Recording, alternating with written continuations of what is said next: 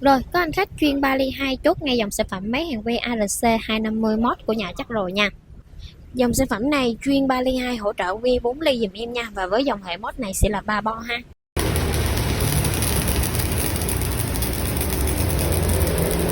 Còn mà. Dạ có chứ, 18 tháng chính hãng nha. Bảo hành đầy đủ cho các anh chị mình luôn, anh khách vừa test xong là chốt ngay luôn dòng sản phẩm chắc rồi này luôn nha. Anh chị nào đang quan tâm tới dòng sản phẩm này, hiện tại bên em đang có hỗ trợ trả góp với lãi suất 0% luôn nha, nhanh tay chốt đơn ha.